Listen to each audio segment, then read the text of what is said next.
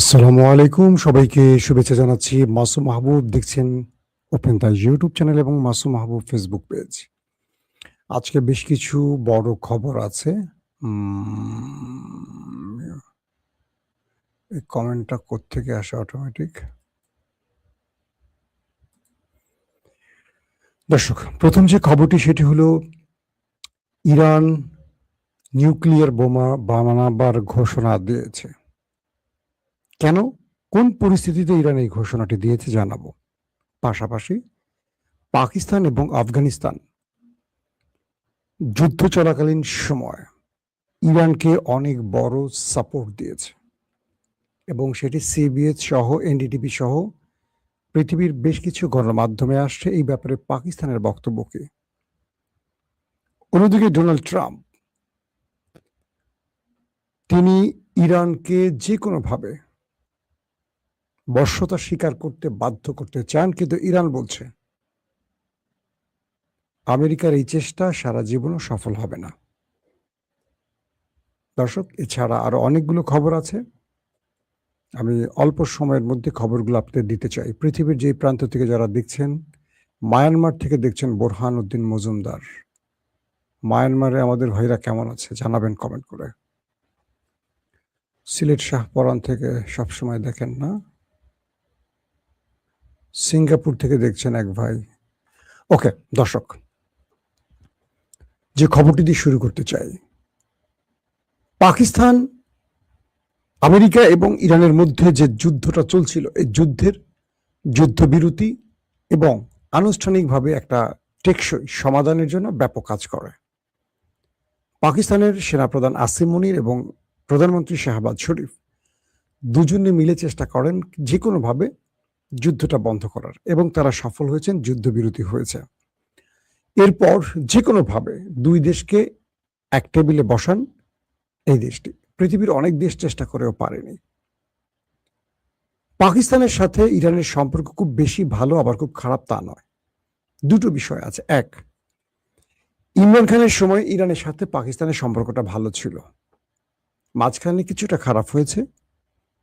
এই মুহূর্তে পাকিস্তান ইরানের সম্পর্কটা অনেকটা ভ্যারি করে আমেরিকা এবং সৌদি আরবের উপর ডিপেন্ড করে। আমি লং আলোচনা যাব না। আমেরিকা যখন কোনোভাবে ইরানকে সাইজ করতে পারছিল না, ইরান যখন আমেরিকাকে প্রতি মুহূর্তে পাল্টা জবাব দিচ্ছিল, তখন তুরস্ক, মিশর, এরকম আরো কিছু দেশ ইরানের সাথে সমঝোতার চেষ্টা করে। এমনকি আমেরিকা চীনের শরণাপন্ন হয়, রাশিয়ার শরণাপন্ন হয়, কিন্তু ইরান তার দেশের স্বাধীনতা, সার্বভৌমত্ব বা নিরাপত্তা প্রশ্নে কাউকে পাত্তা দেয় না। সর্বশেষ পাকিস্তানের ফিল্ড মার্শাল আসিম মুনির সফর করেন ইরানে, 3 দিন সেখানে অবস্থান করেন এবং পাকিস্তানের হাই ডেলিগেশন, পাশাপাশি পররাষ্ট্রমন্ত্রী আব্বাস আরাকচি, তিনিও ইরান সফর করেন। পাকিস্তানের সফর করেন ইরানের পররাষ্ট্রমন্ত্রীর কথা বলছি। সিবিএস নিউজটি নতুন করে যে সংবাদ প্রকাশ করেছে এবং ভারতের এনডিটিভিও যে সংবাদটি প্রচার করেছে, সেখানে বলা আছে ইরানের প্রাইভেট বিমান, মানে যাত্রীবাহী বিমান এবং সেনা বিমান বা যুদ্ধ বিমান পাকিস্তানের নূর খান এয়ারবেজে আত্মরক্ষার জন্য আশ্রয় দেয় পাকিস্তান।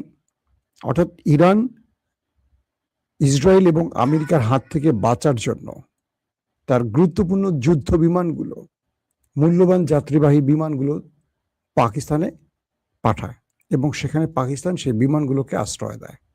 কে বলছে? সিবিএস নিউজ এবং এনডিটিভি। এনডিটিভি হলো ভারতের, সিবিএস আমেরিকান। বলা হচ্ছে শুধু পাকিস্তান নয়, আফগানিস্তানেও ইরানের এই যুদ্ধ বিমান এবং বিমানগুলো রাখা হয় গোপন স্থানে বা গোপন ভাবে। নূর খান বেসটি সম্পর্কে যদি আপনাদের শুনতে হয়, প্রথমে জানতে হবে এটি পাকিস্তানের সেনা সদর দপ্তরের খুব কাছে, অর্থাৎ রাওয়ালপিন্ডির খুব কাছে। পাশাপাশি এখানেই, মানে এটা থেকে খুব কাছেই রয়েছে পাকিস্তানের নিউক্লিয়ার বোমা বা অ্যাটম বোমাগুলো। এটা খুবই সিগনিফিক্যান্ট এবং স্ট্র্যাটেজিকভাবে খুবই গুরুত্বপূর্ণ একটি পজিশন। পাকিস্তান এই ব্যাপারে বলেছে এই অভিযোগ মিথ্যা। সত্য কি মিথ্যা আমিও আপনি জানি না, কিন্তু পাকিস্তান বলেছে এটা মিথ্যে অভিযোগ, প্রমাণহীন একটি অভিযোগ। আর ইরান এই ব্যাপারে কোনো কথা এখনো বলেনি। কিন্তু আমেরিকা যে দাবি করেছিল, ইসরায়েল যে দাবি করেছিল তারা ইরানে হামলা করে পুরো এয়ারপোর্ট, এয়ার পজিশন, এয়ারওয়েজ, যুদ্ধ বিমান, ড্রোন সব ধ্বংস করেছে, তার প্রথম মিথ্যা প্রমাণ হয়ে গেল এবার। কারণ ইরানের যুদ্ধ বিমান বলি বা কি বলবো যাত্রীবাহী বিমান বলি, সবগুলো ছিল এই দুটো দেশের বেজে।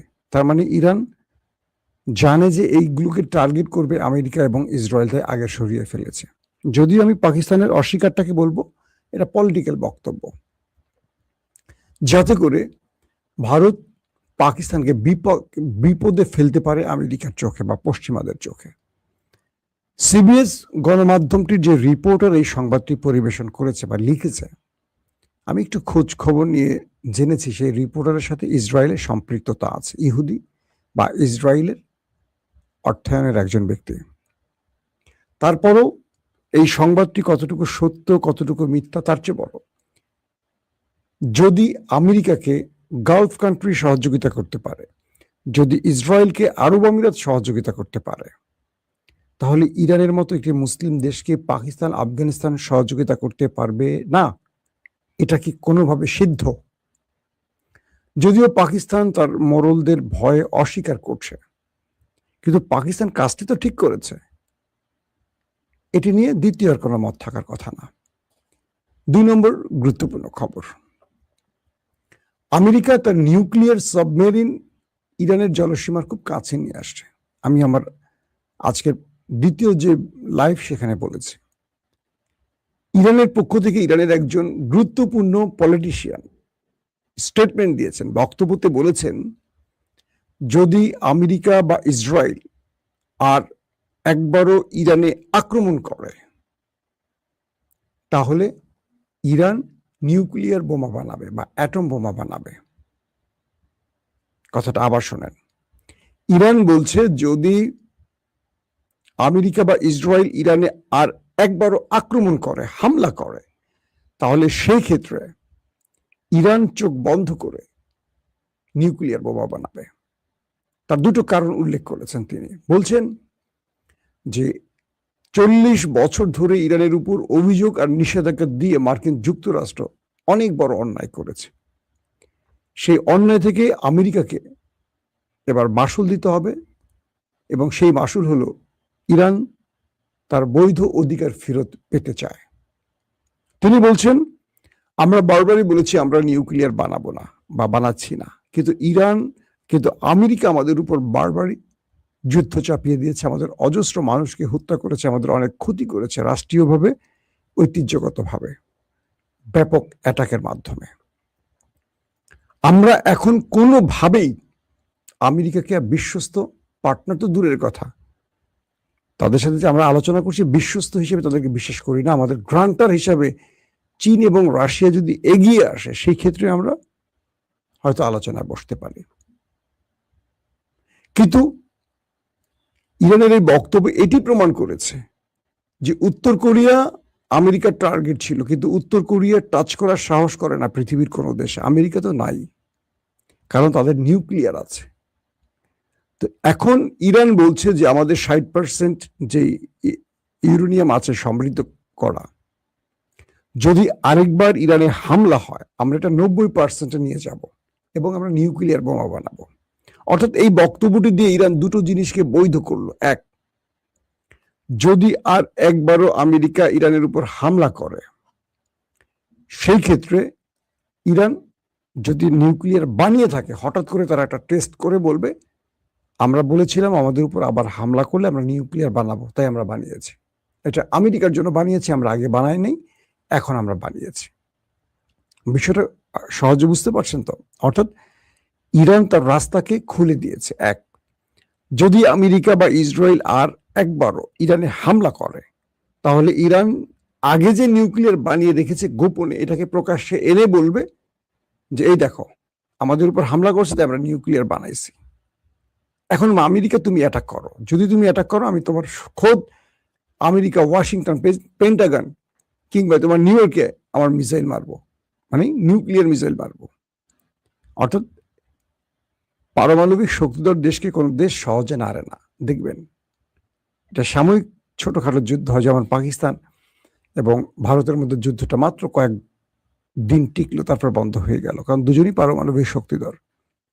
দ্বিতীয় চান্সটা হলো ইরানের এরকম, ইরান যদি নিউক্লিয়ার না বানিয়ে থাকে, দ্বিতীয়বার হামলা হলে তারা নিউক্লিয়ার বানানোর একটা পথ খুঁজে পাবে, অর্থাৎ বলবে এই কারণে আমরা নিউক্লিয়ার বানিয়েছি।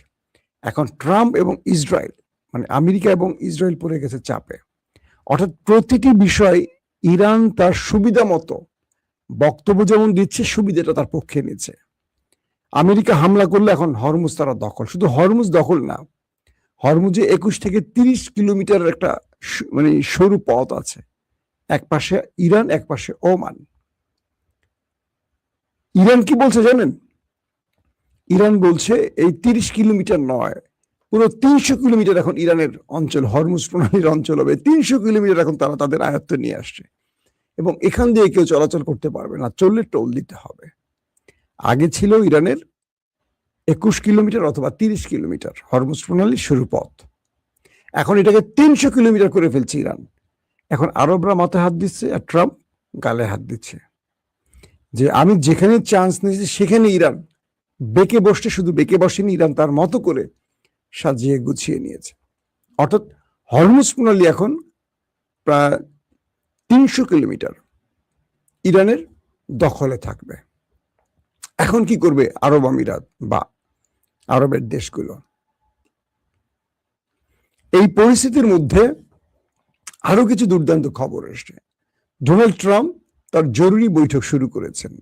এখন তো আমেরিকার সময় সকালবেলা তার গুরুত্বপূর্ণ ব্যক্তিদের নিয়ে মিটিং এ বসছেন, ইরানে একটা বড় আক্রমণের পরিকল্পনা তৈরি করার জন্য। জেডি ভেন্স, মার্ক রুবিও, আরো কি বলে ডেন কেন, চিফ অফ স্টাফ জেনারেল, আরো অনেকেই বসছেন।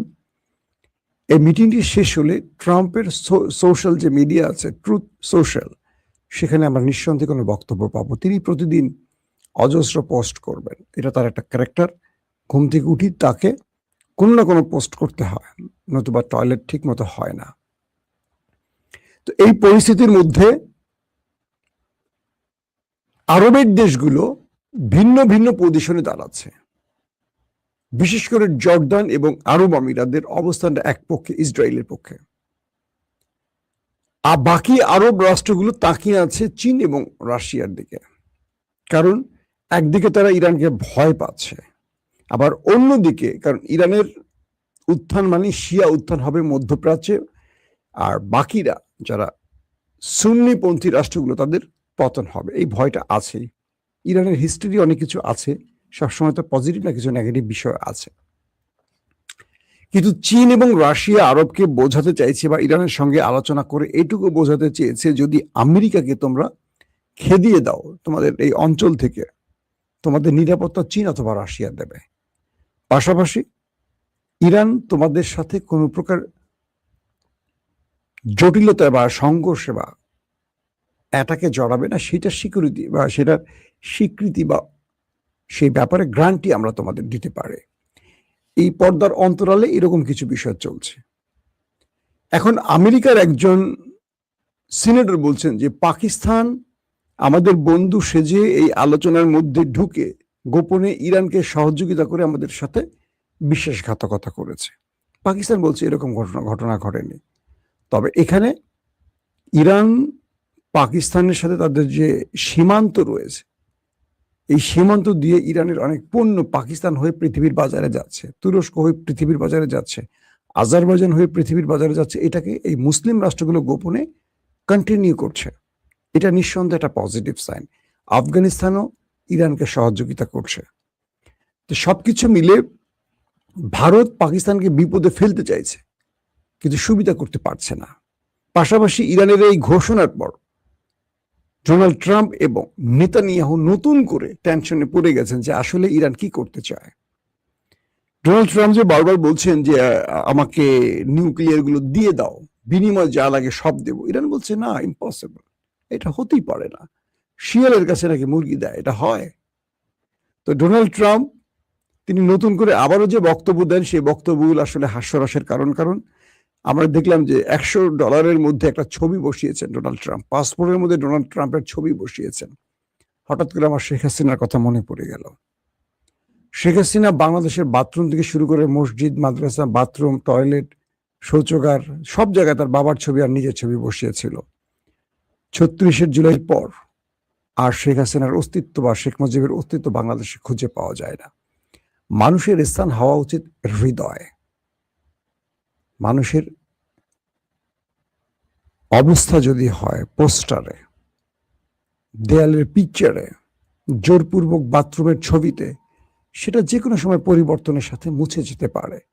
শেখ হাসিনা 16 বছর বা 15.5 বছর ক্ষমতায় থেকে পাথর দিয়ে, মূল্যবান পাথর দিয়ে কোটি কোটি টাকা খরচ করে যত ইমারত বানিয়েছেন, মূর্তি বা ভাস্কর্য বানিয়েছেন, ভেঙে চুরমার করে দিয়েছে।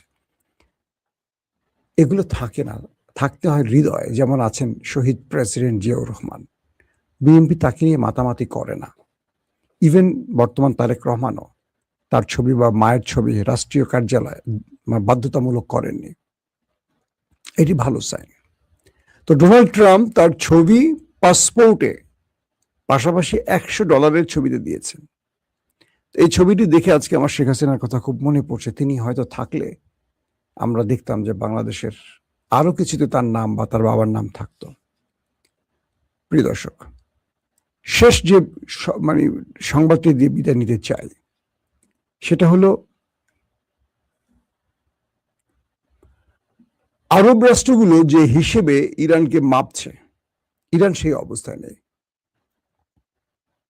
আরব রাষ্ট্রের ভেতর থেকে সৌদি এবং কাতারের যুবরাজরা কথা বলতে শুরু করেছেন। তারা বলছেন যে এই লড়াইটা নেপথ্য থেকে ইসরায়েল করাচ্ছে, মুসলমানদেরকে বিভাজিত করছে বা ষড়যন্ত্রমূলক গ্রেটার ইসরায়েলের রূপরেখা নিয়েই তারা মুসলমানদের মধ্যে বিরোধ সৃষ্টি করছে। এটা কিন্তু 100% সত্য কথা। এখন মুসলিম শাসকরা এটা বুঝবেন কবে?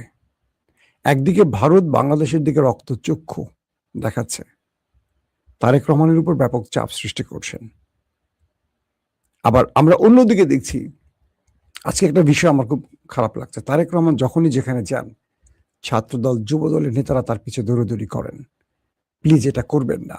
আমি আজকেও আমার খুব কাছের ক্লোজ তারেক রহমানের নিরাপত্তা যারা আছে তাদের সাথে কথা বলছিলাম হোয়াটসঅ্যাপে। বললাম যে এই কাজটা আপনারা করতে দিয়েন না। জিয়াউর রহমানকে যারা হত্যা করেছে তারা কিন্তু তার খুব কাছের লোক ছিল। শেখ মুজিবকে যারা হত্যা করেছিল তারা খুব কাছের লোক ছিল। বিশ্বাসঘাতকরা খুব কাছে হয়, দূরে হয় না। এই আবিদ, আমান, রাকিব, এরা তারেক রহমানের পিছনে, আর আমাদের নয়ন, চাঁদাবাজ নয়ন, এরা যে দৌড়াদৌড়ি করছে, এরা তো কেউ বিএনপির বড় সম্পদ নয়। এদেরকে যখন অর্থ দেওয়া হবে এরা বিক্রি হয়ে যাবে। এরা রাজনীতি করে কেন? দুটো টাকার জন্য। আবিদ কেন রাজনীতি করে? কিছু টাকার জন্য। আমান কেন রাজনীতি করে? টাকার জন্য। ভবিষ্যতে বড় পদ পাবে, টাকা কামাই করবে, তাই তো। শত্রুরা করে কি, এই খুব কাছের লোকগুলোকে বড় অঙ্কের টাকা দিয়ে কিনে ফেলে, তারপর এদের মাধ্যমে বড় দুর্ঘটনা ঘটায়। জিয়াউর রহমানকে খুব দূরের লোকরা এসে মারেনি, খুব কাছের লোকরা বিশ্বাসঘাতকতা করেছে। গাদ্দাফিকে কারা মেরেছে? এই প্রতিটা হিস্টরি দেখেন না, খুব ক্লোজ লোকেরা বিশ্বাসঘাতক হয়। তো তারেক রহমানের প্রতি ভালোবাসা থাকলে তার যে সুন্দর বাংলাদেশ গড়ার স্বপ্ন, সেটাকে বাস্তবায়ন করেন। তার পেছনে, গাড়ির পিছনে দৌড়াদৌড়ি করে একটু সালাম দেওয়ার জন্য দৌড়াদৌড়ি করেন, এটা খুব নির্লজ্জকর একটা ব্যাপার। খুব অশ্লীল লাগে আমার কাছে, খুব অশ্লীল লাগে। এগুলো করে তার জীবনটাকে হুমকিতে ফেলে দেয় বিএনপির লোকেরা।